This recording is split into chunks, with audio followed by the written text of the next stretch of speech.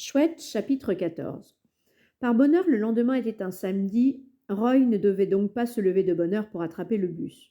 Au moment où il s'installait devant son petit déjeuner, le téléphone sonna. C'était Gareth. Il n'avait jamais appelé Roy jusque-là, mais, à présent, il voulait qu'il vienne faire du skateboard au centre commercial. J'ai pas de planche, t'as oublié, fit Roy. Fais rien, j'en ai une en rab. Non merci, aujourd'hui je peux pas. La vraie raison de l'appel de Gareth, c'était, bien entendu, de découvrir ce qui s'était passé avec Dana Matterson à Trace Middle. Eh mec, quelqu'un l'a attaché au mât du drapeau. C'est pas moi, fit Roy, qui ne pouvait pas parler librement de ce sujet devant ses parents. C'est qui alors? Et comment? Demanda Gareth. Sans commentaire, dit Roy, faisant écho à Doigt de Mulet. Oh allez, Burhart, on se voit lundi. Après le petit déjeuner, son père l'emmena chez le marchand de cycles prendre son pneu neuf et, à midi, Roy était à nouveau libre de ses déplacements. Il avait l'adresse d'un L.B. Lip dans l'annuaire, et Roy trouva la maison sans difficulté. C'était sur Oriole Avenue Ouest, dans la même rue que l'arrêt de bus où il avait aperçu pour la première fois l'étrange coureur. Dans l'allée des Lippes, il y avait une vieille Suburban cabossée et une nouvelle Camaro décapotable. Roy appuya sa bicyclette contre le poteau de la boîte aux lettres et remonta l'allée d'un pas pressé. En entendant des voix qui se chamaillaient à l'intérieur de la maison, il espéra qu'il s'agissait d'une émission de télé dont on avait monté le son trop fort. Après qu'il eut frappé 3 coups, la porte s'ouvrit à la volée sur Léon Lippe et ses 2 mètres et quelques. Il portait un short de gym rouge, trop lâche, et un débardeur en maille qui dévoilait un ventre palichon en bouilloire. Léon donnait l'impression de ne pas avoir passé 5 minutes en salle de muscu depuis qu'il n'était plus basketteur pro de son physique d'athlète de la NBA, ne lui restait que sa taille. Roy se pencha en arrière, sur ses talons, pour apercevoir le visage de Léon. Il avait l'air perturbé et absorbé. Béatrice est là? Demanda Roy. Ouais, mais elle est comme qui dirait occupée en ce moment. J'en ai juste pour 1 minute, dit Roy. Ça concerne le collège. Ah, le collège, fit Léon, comme s'il avait oublié où allait sa fille 5 jours par semaine. Avec un grognement bizarre, il disparut en traînant les pieds. Un instant plus tard, Béatrice fit son apparition. Elle semblait stressée.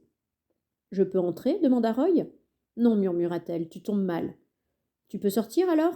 Non, non. Béatrice jeta un coup d'œil anxieux derrière elle. T'as appris ce qui s'est passé à l'hôpital?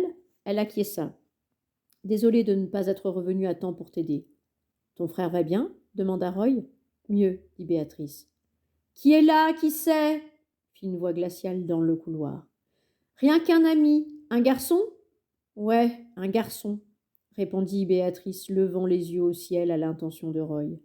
Une femme, guère plus grande que Béatrice, se matérialisa sur le seuil derrière elle. Elle avait un nez pointu, des yeux suspicieux de fouine, plus une cascade de cheveux auburn frisés. Des volutes de fumée bleue s'échappaient d'une cigarette tenue entre 2 doigts, aux ongles rutilants. Ça ne pouvait être que Lona, la mère de Doigt de Mulet. Vous êtes qui, vous? Demanda-t-elle. Je m'appelle Roy. Vous voulez quoi, Roy? Lona tira bruyamment sur sa cigarette. C'est à propos du collège, dit Béatrice. Ouais. Eh bien, quoi? C'est samedi, dit Lona. Roy tenta le coup. Je m'excuse vraiment de vous déranger, Mrs. Leap. Béatrice et moi, on prépare une expérience de science ensemble. Pas aujourd'hui, en tout cas, le coupa Lona. Miss Béatrice doit faire le ménage dans la maison, nettoyer la cuisine et la salle de bain et tout ce qui me passera par la tête. D'après Roy, Lona marchait en terrain miné. Béatrice était la plus forte des deux, c'était évident, et elle bouillait de rage. Lona aurait radouci le ton si elle avait vu ce que sa belle-fille avait fait aux pneus de bicyclette de Roy avec ses dents. Demain, peut-être, dit Béatrice à Roy, en serrant les mâchoires, mécontente. Bien sûr, quand tu veux. Il redescendit les marches du perron. Demain, on avisera, fit Lona d'un ton sarcastique et ronchon. La prochaine fois, passe un coup de fil, rouspéta-t-elle. Un téléphone, vous savez ce que c'est? En s'éloignant à vélo, Roy conclut que Doigt de Mulet était mieux loti à traîner dans les bois qu'à vivre sous le même toit que sa sorcière de mère. Roy se demandait ce qui rendait un adulte d'aussi mauvais poil et aussi odieux. Ça ne l'aurait pas surpris d'apprendre un jour que Béatrice avait arraché la tête de Lona, qui la lui prenait tellement. L'arrêt suivant fut le domicile de Dana Matterson, où vivait un autre spécimen de mère à la fibre maternelle discutable. Roy avait le sentiment que le père de Dana n'était pas une lumière, lui non plus, et c'est lui qui ouvrit la porte. Roy s'était attendu à un autre pithécanthrope, mais Mr. Matterson, sec et nerveux, n'avait pas une mine florissante. « Bonjour, je m'appelle Roy. »« Je m'excuse, nous avons tous ce qu'il nous faut, » répondit poliment le père de Dana, qui refermait déjà la porte. « Mais je ne vends rien, » fit Roy, à travers l'entrebâillement. « Je viens voir Dana. »« Oh, ça va pas recommencer. » Mr. Matterson rouvrit la porte et baissa la voix. « Laissez-moi deviner. Il vous a engagé pour faire ses devoirs ?»« Non, monsieur. Je suis juste un camarade de classe. »« Un camarade ?» Dana n'avait pas beaucoup de camarades, Roy le savait, et les rares qu'il avait étaient tous plus costauds et d'une physionomie plus patibulaire que Roy. « Je prends le bus avec lui, dit Roy, qui décida de recycler l'astuce de Béatrice. On prépare une expérience de science ensemble. Mr. Matterson plissa le front. C'est une blague ou quoi? Qui êtes-vous, en réalité? Je vous l'ai dit. Le père de Dana sortit son portefeuille. Très bien, jeune homme, la plaisanterie a assez duré. Je vous dois combien? Pourquoi? Pour les devoirs de mon fils. Mr. Matterson brandit un billet de 5 $. Le tarif habituel? Il avait l'air défait et honteux. Il fit de la peine à Roy. C'était clairement un supplice d'élever un abruti comme Dana. Vous me devez pas un sou, fit Roy. Il est là? Mr. Matterson demanda à Roy de patienter devant la porte. Quelques instants plus tard, Dana apparut, affublée d'un boxer short informe et de chaussettes de tennis crades. C'est toi, gronda-t-il. Ouais, fit Roy. C'est moi. Qu'est-ce que tu mates comme ça, cowgirl? Pas grand-chose, songea Roy. Il remarqua que le zozotement de Dana avait disparu en même temps que l'enflure de sa lèvre du haut. Faut que tu sois malade pour être venu jusqu'ici, lui dit Dana. Rien que pour te faire réduire en bouillie. Viens dehors, j'ai pas toute la journée. Qu'est-ce que t'as dit? Dana sortit sur la véranda en tirant la porte derrière lui, sans doute pour que son père n'assiste pas au carnage. Il se détendit, balançant un swing furieux vers la tête de Roy, mais ce dernier vit venir le coup. Il l'esquiva et le poing de Dana entra violemment en contact avec une mangeoire à oiseaux en fibre de verre. Une fois que Dana eut achevé de pleurnicher, Roy lui dit « Chaque fois que tu essaies de me cogner, il t'arrive une catastrophe. T'as pas remarqué ?» Dana, plié en deux, agitait sa main blessée. Il fusilla Roy d'un œil noir. « Comme hier, » continua Roy, « quand t'as voulu me tuer dans le local du concierge. Tu te rappelles? T'as fini par te faire dérouiller par une fille et ligoter à poil à un mât. »« J'étais pas à poil !» aboya Dana. « J'avais gardé mon slip. » Quand tu reviendras lundi au bahut, tout le monde va bien rigoler. Tout le monde, Dana. Et tu peux t'en prendre qu'à toi. Tout ce que t'avais à faire, c'était de me fiche la paix. C'était si dur que ça? Ouais, bah ça rigolera encore plus fort quand je botterai ton petit cul et que je t'expédierai dans un monde meilleur, cowgirl. Ils vont se marrer comme des baleines, sauf que tu seras plus là pour les entendre. En d'autres termes, fit Roy avec irritation, t'as pas du tout compris la leçon. Exact, et c'est pas toi qui m'y forceras. Roy soupira. La seule raison pour laquelle je suis venu ici, c'est pour tout mettre à plat et arrêter tous ces bastons débiles. Tel avait été son but. Si seulement il pouvait faire la paix avec Dana Matterson, même temporairement, alors il serait libre de concentrer son énergie à résoudre le dilemme doigt de mulet. Mais Dana lui ricana au nez. Faut que tu sois dingue. Après toutes ces merdes qui me sont arrivées, t'es, comme qui dirait, mort, Eberhard, tellement mort que c'est même plus marrant. Roy comprit que ça ne servait à rien. Un gros nul, voilà ce que t'es, lui dit-il. Au fait, c'est cool cette nuance de bleu. Et il montra du doigt les jointures enflées de Dana. Casse-toi de là, cowgirl, fis ça. Roy le laissa sur la véranda, cognant au battant et beuglant à son père de le laisser rentrer. Évidemment, la porte s'était refermée derrière lui quand il était sorti flanquer une raclée à Roy. C'était un spectacle amusant de voir Dana sautiller comme un cabri en boxer short flappy, sauf que Roy n'était pas d'humeur à rire. Il cacha sa bicyclette et se faufila par le trou dans la clôture. En plein jour, la casse faisait moins froid dans le dos. Elle paraissait encombrée, c'est tout. Roy n'eut pourtant aucune difficulté à repérer la vieille camionnette rouillée avec glace et cône Jojo peint sur son auvent branlant. Le demi-frère de Béatrice était à l'arrière, zippé dans un sac de couchage moisi. En entendant les pas de Roy, il s'agita et ouvrit un œil. Roy s'accroupit près de lui. « Je t'ai apporté de l'eau. »« Merci, mec. » Doigt de mulet tendit la main vers la bouteille en plastique. « Et merci pour hier soir. T'as eu des problèmes? »« Rien de grave, dit Roy. Comment tu te sens? » comme une bouse. Ta meilleure mine qu'hier, lui dit Roy. Ce qui était la vérité. Les joues du garçon avaient retrouvé leur couleur et son bras mordu par les chiens paraissait moins boursouflé et moins raide. Un bleu de la taille d'un bouton était visible sur son autre bras, là où le garçon avait arraché la perfusion avant de s'enfuir de l'hôpital. J'ai plus de fièvre, mais j'ai mal partout, fit-il, en sortant du sac de couchage en se tortillant. Roy regarda de l'autre côté pendant qu'il enfilait des vêtements. Je suis venu t'apprendre quelque chose à propos de la nouvelle crêperie, fit Roy. J'en ai parlé à mon père et il m'a dit qu'ils peuvent construire tout ce qu'ils veulent sur ce terrain-là tant qu'ils ont tous les papiers en règle. Il n'y a rien qu'on peut faire. Doigt de Mulet eut un grand sourire. Tout ce que je veux dire, c'est que c'est une cause perdue, c'est ça. Allez, Tex, faut que tu commences à penser comme un hors-la-loi. Mais j'en suis pas un. Ah que ouais, hier soir à l'hosto, t'as agi carrément hors-la-loi. T'étais malade, t'avais besoin d'aide, fit Roy. Doigt de Mulet termina l'eau et jeta la bouteille vide. Il se leva en s'étirant comme un chat. T'es passé de l'autre côté de la barrière. Et pourquoi? Parce que tu te souciais de ce qui m'était arrivé, dit-il à Roy. Tout juste comme je me soucie de ce qui va arriver à ces bizarres petites chouettes. Ce sont des chouettes des terriers. J'ai lu quelque chose sur elles, dit Roy. D'ailleurs, ça me rappelle qu'elles raffolent sans doute pas de la viande hachée. Elles mangent surtout des insectes et des vers, d'après les bouquins sur les oiseaux. Alors je leur attraperai des insectes. Le garçon parlait avec un soupçon d'impatience. N'empêche que c'est pas juste ce qui se passe là-bas.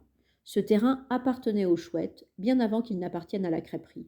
Tu viens d'où, Tex? Du Montana, répondit automatiquement Roy avant d'ajouter. Bon, en fait, je suis né à Détroit, mais on a vécu au Montana juste avant de déménager ici. Je suis jamais allé dans l'ouest, dit Doigt de Mulet, mais je sais qu'il y a des montagnes là-bas. Ouais, des super montagnes. Ça manque par ici, fit le garçon. La Floride est si plate, il n'y a rien qui empêche qu'on la passe au bulldozer d'une côte à l'autre. Roy n'eut pas le cœur de lui dire que même les montagnes n'étaient pas à l'abri de ce genre d'engin. Depuis que je suis tout petit, dit Doigt de Mulet, j'ai regardé cet endroit disparaître. Les pinèdes, les maquis, les bras de mer, les marécages, même les plages, mec. Ils ont construit tous ces hôtels géants où il n'y a que ces blaireaux de touristes d'autorisés. Ça craint un max. C'est la même chose partout, fit Roy. Ça veut pas dire qu'il faut pas résister. Tiens, regarde ça. D'une poche de son jean déchiré, le garçon sortit un bout de papier froissé. J'ai essayé, Tex, tu vois. J'ai obligé Béatrice à leur écrire une lettre pour leur parler des chouettes et tout. Voilà la réponse. Roy lissa la feuille de papier qui portait en haut le logo du groupe Maman Paula et lut ce qui suit. Chère Miss Lip, merci beaucoup de votre lettre. Nous, Maison des crêpes 100% américaine de Maman Paula Inc., sommes fiers de notre engagement déclaré en faveur de l'environnement. Nous ferons tous nos efforts pour répondre à vos inquiétudes. Je vous assure personnellement que Maman Paula travaille en étroite concertation avec les autorités locales, conformément à toutes les lois, codes et réglementations en vigueur. Sincèrement, vôtre, Chuck E. Muckle, vice-président des relations d'entreprise. Nul, fit Roy, en rendant la feuille au demi-frère de Béatrice. Ouais, c'est juste une lettre type.